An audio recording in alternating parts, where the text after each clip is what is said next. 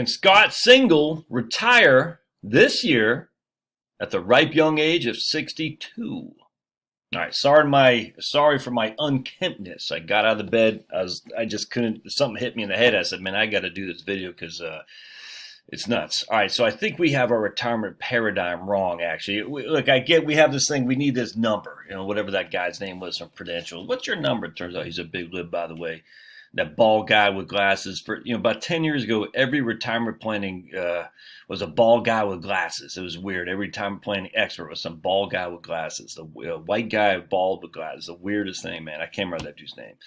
The guy's a clown. But anyway, be that as it may. So you had this whole thing about what's your number? What's your number? And they had commercials on this and people interviewing, what's your number? All right, but it's always premised on bad information. Your numbers got to be premised on good information, which is your expenses. Nothing else is more important than your expenses. You got to know it. You got to know it. Take the time to figure out your expenses. It's hard to do because when you're working and you got cash flow coming in, I'm telling you, man, how much you spending. I've been thinking about this a lot, actually. It's just like I think we got it backwards. How much are you spending on crap that's killing you? And I'll get into this later, but just, man, I tell you. So I've been buying HelloFresh. I freaking love it. Probably costs about $800 a month, but man, it's fantastic. I cook. We don't eat out that much anymore. It's good for you. All the ingredients right there. Yeah, it takes about an hour to cook. It's kind of a pain, but man, I tell you, it's fantastic. And been going to a lot more local farmers, joining a CSA. Haven't done that yet, but I tell you, man, health is critically important. And when you're just buying all kinds of stuff, going out to eat all the time, they're cooking in vegetable oil.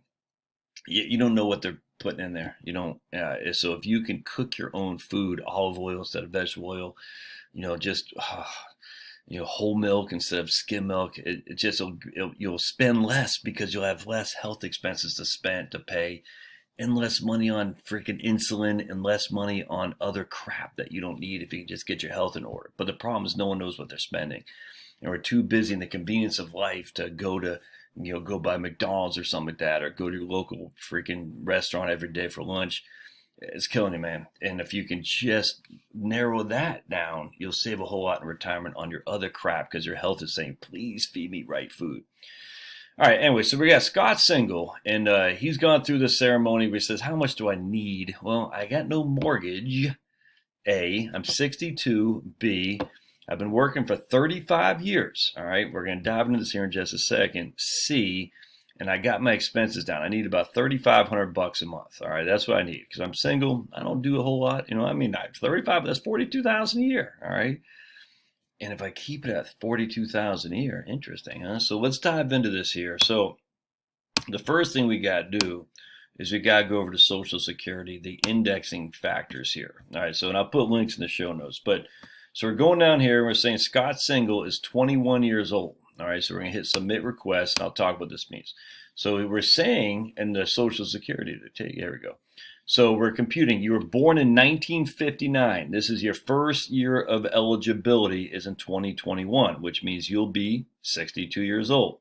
All right. So if you were born in 1970, like me, your first year of eligibility would be 2033, I think. Let's see. Or 2032. 2032. I was born in 1970. My first year of eligibility would be right here, 2032. That means when I'm 62 years old, my first year of eligibility will be when I'm 62 years old, which is when you want to put it into the system. So if I was born in 1965, I got to figure out what my first year of eligibility is. I put that in there. I guess I'll be 2027. Your first year of eligibility. You'll put the year for which you turn 62. All right, and then I'll give you that number. All right. So let's go back to Scott Single. He was born in his first year of eligibility is this year. He'll be 62 in 2021, so we're going to hit Submit Request. All right, so then we're going to copy all these things right here, and we're going to put them onto a spreadsheet. All right, so right here is our spreadsheet. Now, we're going to say Scott Single, for some reason, he didn't start working until he's 26 years old. So he's got 35 years of labor in there. So you go 1985 all the way down to 2020. All right, so they've got 35 years of labor. That's it. No more, no less. Hope that makes sense. We take his earnings off his Social Security statement, his annual earnings. Take the time to type these in, handwrite them in, however you do it. Just take the time. Take your Social Security statement and put them in here. All right, so we're going to say when he started working, whatever it was, digging ditches, shoveling poop, I don't care. He was making $25,000 a year in 1985. That's what he was making, $25,000 a year in 1985. Does that make sense? Now, $25,000 a year, according to Social Security in 1985, is the equivalent of $80,000 a year right now because we take these indexing factors. This is critically important. Your indexing factors is what says your first year of eligibility, what were your previous year's earnings, and we times them by that indexing factor. I hope that makes sense. So you take your year in 1985, how much your indexing factors were based on the Social Security indexing statement. And look, you notice I'm starting here in 1985. So that's when I first started working. I highlight, copy, and paste them. All right, so now what we do is say we made $25,000 in 1985. We take our first year of indexing, we times those together, and that gives us $80,398 in today's numbers, because today's numbers are what we're basing the Social Security payment on. Now, we're going to say next year we made 3% more. We got a 3% raise each and every year. So we're not even going to say we got a bump on salary. We just got a 3% steady raise. So $25,000 in 1985, we had a 3% raise. So in 1986, we have $25,750. 1987, we have $26,522. You can see all that. So we're timesing 25 by 1.03, and that gives us that. And then we take this number and times it by your indexing factor for 1986, and that gives us that. Hope that makes sense. So we do this for our 35 years. Now, look, if you started working in 1982, you got 39 years of labor, not 40, 50. So I started in 1984. My first year of Social Security, I was in 1984. It was only a couple $100. But Social Security only takes the top 35 years. So don't make the mistake that you got 40 years. It doesn't matter. Don't make the mistake of saying I got 50 years. That will add to my benefit. No, it doesn't. It's only the top 35 of indexed years, all right? Index years. So going back to this, for me, I have something in 1982. All right, let's just use Scott. He has something in 1982, and we'll say that year he was only making $15,000. All right, and so we're going to go back to the indexing factors in 1982, and that was 3.77. And we're going to go here, and we're going to say, okay, Scott, what did you make that year? And let's see what it tells us. It's $55,844. That won't be included because it's not bigger than all my other years. It takes my top 35 of indexing numbers. So $55,844 from 1982 labor isn't bigger than any of my other ones, so this will not be included. I cannot stress this enough. It's only your top 35. It's a mistake a lot of people make. They put 50, so I should be getting $3,000 a month. No, not if you only have your top 35. All right. So what we're doing here? All right, so we're going. So he's got 35 years of labor. When did I do that there for? 1985. No, it weighs 20. So he started working weighs 26. That's what I meant to say. All right. So we take all these, we add them all up.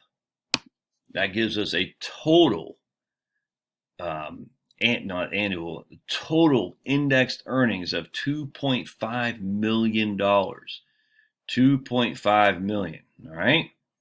Everybody with me so far?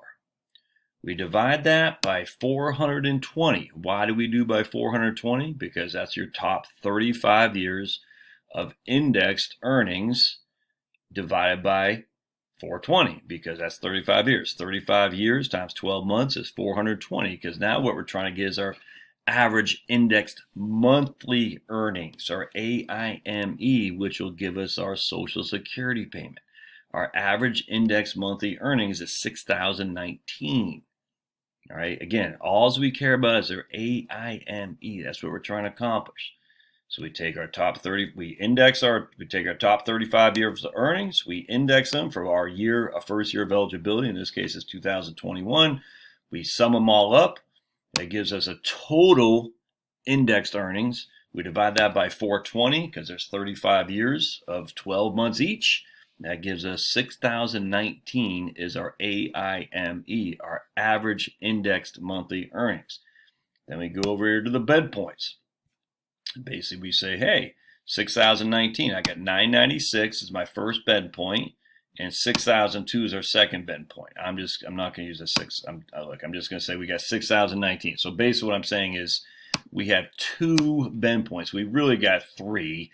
The third bend point would be $10 at 15%. I'm just not doing that. So basically, hear me out. Most of us aren't going to have 3 bed points. So we take $996. We times that by 0.9. Their first bend point is you get 90% of the first $996. All right. The second bend point is you get 32% of the next amount from 996 up till 6,002. Just for simplicity, I'm just going to say it's all in the 32% point. In reality, I would have had 10 at 0.15. But I don't want to do that because it's just too confusing for right now. So 996 is your first bend point. You times that by 0.9. You're going to get $896 of your first 996 of average index monthly earnings. The next roughly 5,000, you'll get 32% of that. So we add 896 plus 1607. That is your total PIA, your primary insurance amount is 2,503 because we add these 2 numbers. All right, so if you wait till your full retirement age, if you're born in 1959, your full retirement age will be 66 years and 10 months. So we're just going to say 67 for simplicity. Your FRA, your full retirement age is 67. So your PIA at your FRA at 67 will be $30,000 a month. $30,000 a year. However, we're talking, can old Scott Single take it at 62? So his full retirement age as PIA, the PIA against the amount, the primary insurance amount, 2,503, is what you'll get at your full retirement age, 67. But if you take it earlier at 62, your benefit will be reduced. I'm saying roughly 30%, give or take. It's roughly 30%. If you wait till you're 70, your benefit will be 3,104. So if you wait till you're 67, Scott Single, you'll get 30,000 a year, or 2,500 bucks a month. If you take it early, you'll get 21,000 a year, or whatever that is. 1,500, about 1,700 bucks a month, 1,600 bucks a month. If you take it later with delayed earnings credits, it'll be 3,100 a month, or 37,000. But again, we're trying to say Scott Single. He's saying I'd like to take it at 62. All right. So we calculated he needs $3,500 a month because his mortgage is paid. But what about health insurance? Hang in there now. He needs $3,500 a month. That's what he's calculating. So that's $42,000 a year. All right. Now, if he takes Social Security at 62, he'll get half of that from Social Security, and half he's got to come from someplace else. $20,966. How do we get that? Because we took this right here. What do I take? B43. This right here. We subtracted by this right here, the 21,033, which is he'll get at his earliest eligibility at 62. And then what we did is we divided that by 5%. Because I have a 5% rule. I like the 5% rule. It says, look, 5% of your asset base you can take out each and every year. In this case, we're not even giving him any growth or anything. We're just saying, basically, if you had $420,000 and you needed $42,000 a year or $3,500 a month, that you're ready to retire. But what about inflation? Well, Social Security has a cost of living adjustment. This does not. I'm not even saying you get a cost of living adjustment, but you could. I'm just saying at the end of the year, even if you got no interest, you could still take basically $20,000, $21,000 a year out without, and it'll be there for 20 years without even getting any growth on it. If you got a little bit of growth, it's better. No other way around that. But by then, he'll be 82 years old. He still has Social Security. Oh, he's got a paid off house. What could you do with a paid off house? Oh, that's right. You could take a reverse mortgage. Interesting, huh? So can Scott Single retire? Absolutely. If he's got $420,000 and he needs $42,000 a year.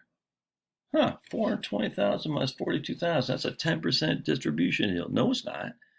because his Social Security is going to give him half that. It's a 5% distribution yield without even touching, without touching the principal.